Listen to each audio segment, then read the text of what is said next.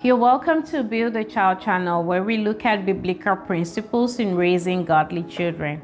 My name is Marie, and today we're going to be looking at work habits that as a parent you need to look out for in order to have your child successful during the school year. As a parent and as an educator, back to school is an exciting time for me, and I'm getting my kids ready, and I'm sure you're doing that. And part of getting your kids ready will be to buy the materials and the things they need for school. But much more than that, you need to get them ready spiritually, emotionally, and you should be having discussions with them. And part of the discussions which I will encourage that we have with our children will be about some habits and learning skills that they need to have as they go back to school, because this is going to determine how successful they will be during the school year. The A grades and the improved grades that you see in their report cards are usually a reflection of these habits that the child would develop throughout the year. And as a parent, you can get them thinking about this right before they even start the school year. So some of these habits or learning skills are responsibility, organization, independent work, collaboration, initiative, and self-regulation. We're going to take a look at every one of them. The video might be a little bit long because of this, but it is important that you know what this look like so that you can be able to coach your child or talk and encourage your child throughout the school year and throughout their lives even. So what is a habit? A habit is something that you do over and over again, and eventually you're able to do it without thinking. So that's where we want to get our children with these skills. So responsibility is one of them. And responsibility means your child is responsible when they do what they're supposed to do. They take care of their things and make good choices without too many reminders. And for the child, this is what it looks like. I am responsible. So you can actually have this conversation with your child. And if you want a copy of this, I can make sure that you have it. If you will just leave it in the chat or send me a message. It says, I am responsible when I come to class prepared with all the necessary materials. That's what you're doing right now, buying the materials that they need for school. So making sure that they actually take these materials with them to class every day is part of being responsible. They follow rules and routines which are being set in the class independently. So the teacher is going to take some time at the start of the school year to set routines and come up with rules. If the child is able to follow these routines independently, then we're saying that, oh, this child is responsible. They complete work thoroughly and on time. That is so important because kids rush over things and they will tell you, I am done. And you look at it and actually they're not. You can see this at home as well. You might ask your child to clean up their room and they come and tell you they're done. But when you get there, you find toys and other things still on the floor. This is the time to talk to your child and explain what it actually means or what it's going to look like when they're done. When they know what it is expected, then they will be able to get to that level or be able to clean up their rooms properly when they know that everything needs to be in place and they needed to have vacuumed the floor. Then you can see it and the bed made up. Then you can say that you're done. So they need to be able to develop this skill. They are able to take ownership of their behavior. Then you say your child is responsible. So sometimes you might want to talk to your child and say, oh, you did this, you're trying to reprimand your child. And what happens? The child immediately starts saying, oh, yeah, it's because of this other person. It's because of my brother. It's because once they start pushing the responsibility to somebody else, you need to watch out for that and get the child to take responsibility for their behavior right from the home, because they take all of these things to school and it affects their learning.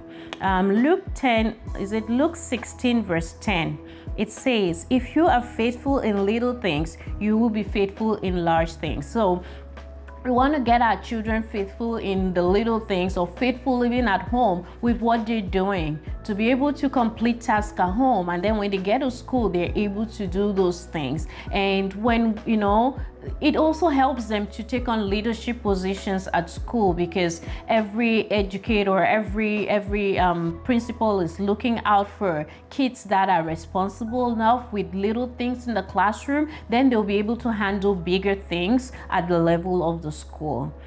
Also, we'll move on to the second skill or habit that your child will need, which is organization. Organization for a child means keeping things in order so that they can find what they need and finish tasks more easily. Are they able to find what they need? I smile because I understand, your child might just walk into the house and throw their backpack by the door, or go upstairs and you find everywhere, in a mess, and you're asking them, are you sure you're able to find your shoes? And they will tell you, yes, mommy, I know exactly where they are, but everywhere is a mess.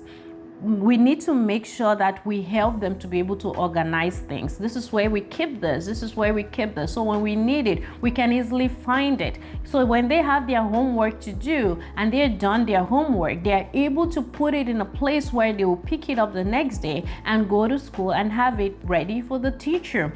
Even in class, they need to make sure that their desks are organized and they're able to find materials easily. That helps them to be successful. So for a child is going to say, I am organized when I keep my desk and my belongings neat and in order. When I am ready to start lessons on time. When I use my class time to plan and complete my work. And they also have agendas that are used as reminders, and sometimes the agendas are being sent home. As a parent, this is where you need to connect with your child, have those discussions with your child. Is there any reminders in your agenda?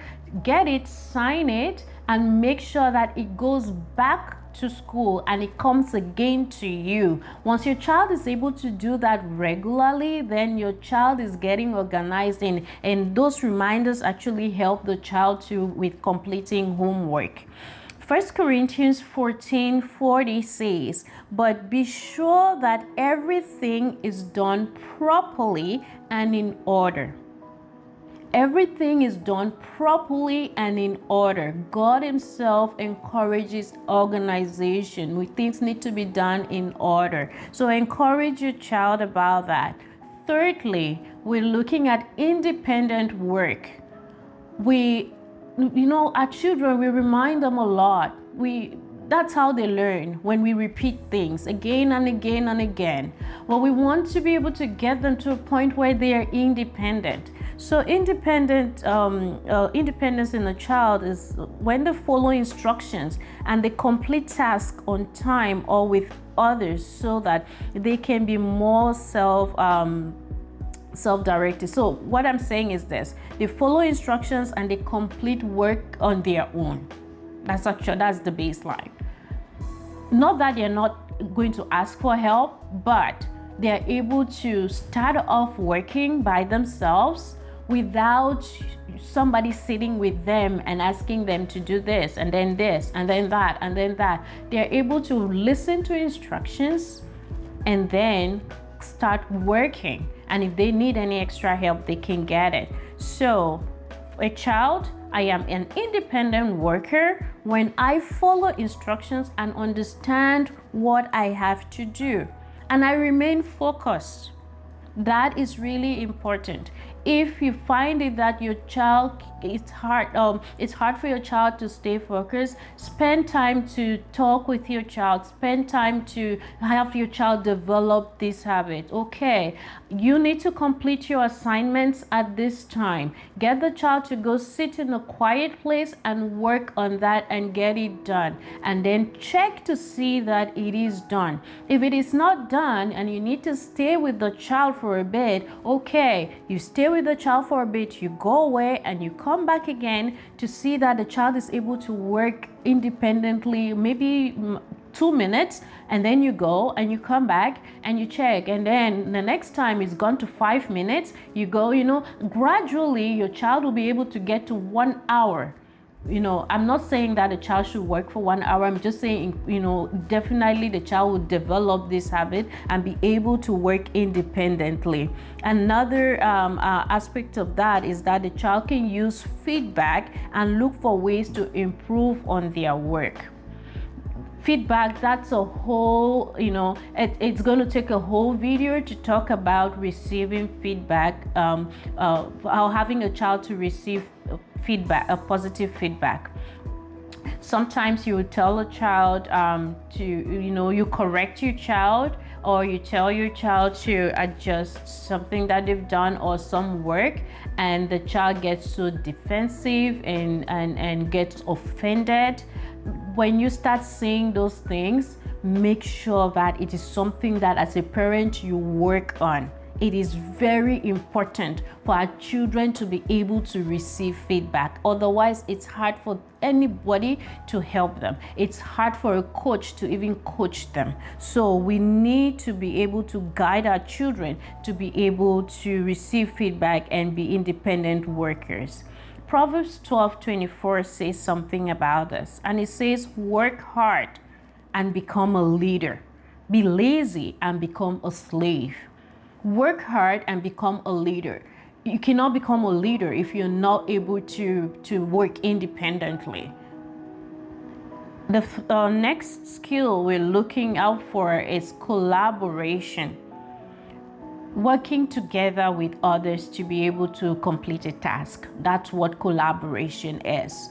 And as parents, we can help our children with this, even having them in games like team games like soccer, volleyball, and those things where they work together with others and try to relate, those skills which they are learning while at the game with what they need to be doing at school, because definitely they will be working with others.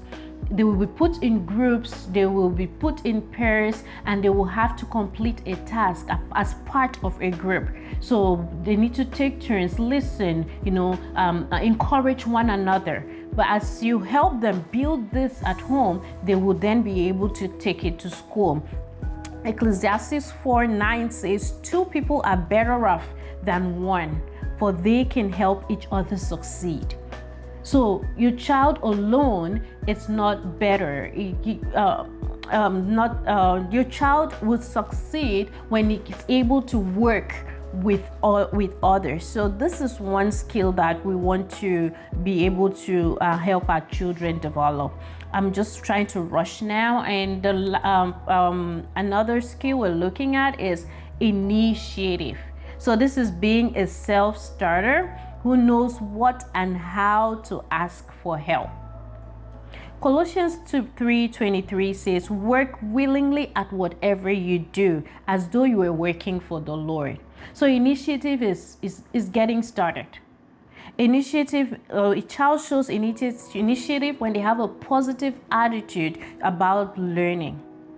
When there's a new topic, they were willing to learn. They are willing to move on. They do not stuck with what with what happened the day before. So they are willing to take risk and try on new things on their own. And they ask questions when they don't understand what to do. So your child should be able to encourage your child to be able to ask questions. It's part of learning, and not stay quiet when they do not know what to do. When that happens, then it affects them negatively. They're not able to meet up with the class as the class is moving on. They're left behind. So encourage your child to ask questions. And finally, we're going to look at self-regulation. This is so important. Proverbs 16:32 says that a self-regulated person is one who rules his spirit. So you're able to control yourself. So you have self-control. That's what it is about. And the child can, at this point, reflect on their learning and set goals and motivate themselves. So many times we motivate our kids with gifts, or if you do this, I'm going to give you this and all of that.